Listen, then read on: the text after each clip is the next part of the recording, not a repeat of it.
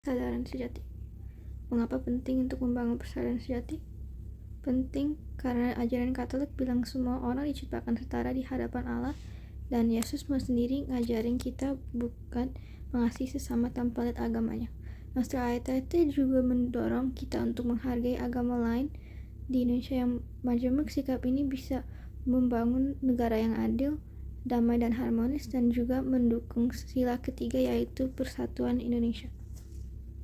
Kegiatan yang dapat membangun persaudaraan sejati antar umat adalah doa dan refleksi bareng, melakukan aktivitas gotong royong, dan mengunjungi rumah ibadah, open house maupun hari raya, kegiatan budaya bareng seperti musik, masak, festival, dan lain-lain. Perjuangan atas persaudaraan sejati. Pewartaan Yesus mengajarkan kami untuk mengasihi semua orang tanpa lihat suku, status, dan agama. Dia mengajarin untuk memaafkan dan membangun kedamaian dan hidup rukun sebagai tanda persaudaraan sejati. Contohnya adalah Yesus sering ngobrol dan makan dengan mereka yang berbeda kepercayaan. Tantangan modern, perbedaan agama, budaya, dan politik sering bikin orang gampang salah paham. Media sosial mudah menyebarkan hoaks, individualisme, dan ego bikin orang lebih mikirin diri sendiri, dan globalisasi dan urbanisasi bisa bikin komunitas kurang erat. Sebab kerusakan persaudaraan sejati.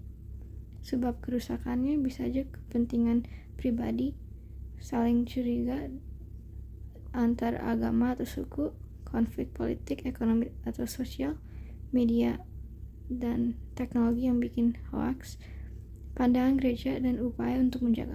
Gereja ajarin kami untuk menghormati martabat semua orang.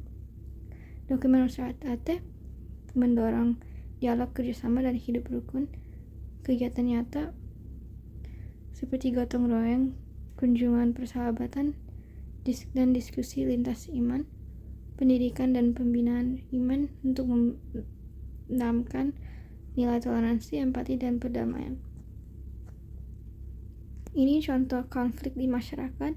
Pada Agustus sampai September 2025 terjadi gelombang protes nasional di Indonesia yang dipicu oleh maraknya ketidakpuasan terhadap imbalan besar anggota parlemen di tengah krisis ekonomi dan upaya gereja ikut dalam inisiatif dialog lintas agama dan kelompok sipil menyerukan perdamaian, rekonsiliasi, dan penghormatan terhadap martabat setiap orang.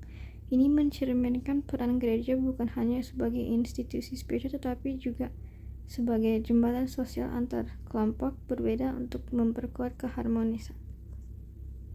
Bandingan antara upaya-upaya yang sudah dilakukan gereja, lembaga kemanusiaan, dan Yesus untuk membangun persaudaraan sejati. Ajaran gereja meyakini bahwa setiap manusia diciptakan menurut gambar Allah, sehingga semua orang memiliki martabat yang sama. Yesus juga mengajarkan untuk mengasihi dirimu sendiri seperti kami yang mengasihi sesama, atau sebaliknya. Gereja tidak hanya mengajarkan kasih, tetapi juga dialog, kerjasama, dan saling menghormati, terutama dengan agama lain. Ini sejalan dengan Nostra Aetate. Lembaga kemanusiaan, solidaritas, keadilan sosial, perlindungan martabat manusia, bantuan tanpa memandang agama, suku, atau identitas, sering memakai nilai universal seperti empati, hak asasi manusia, dan kerjasama. Yesus dapat menekankan pesan yang universal dan berpusat pada kasih tanpa syarat. Ini sosialisasi saya. Ini adalah beberapa kegiatan kecil yang saya telah lakukan di hari-hari yang berbeda. Walaupun sederhana, semuanya merupakan contoh persaudaraan sejati di sekolah. Mulai dari membantu mendekorasi kelas sampai sore, menunggu teman yang sedang latihan band, bekerja sama dengan teman baru, membantu teman merekam video untuk proyek, menyebarkan poster untuk kegiatan band, meminjamkan barang, dan saling membantu dalam pekerjaan sekolah.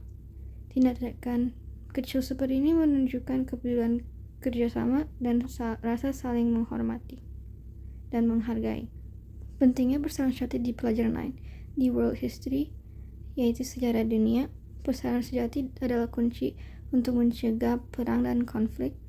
Contohnya seperti Perang Dunia yang muncul karena kebencian dan diskriminasi, dapat membangun kerjasama antar bangsa dan menjaga perdamaian setelah konflik besar.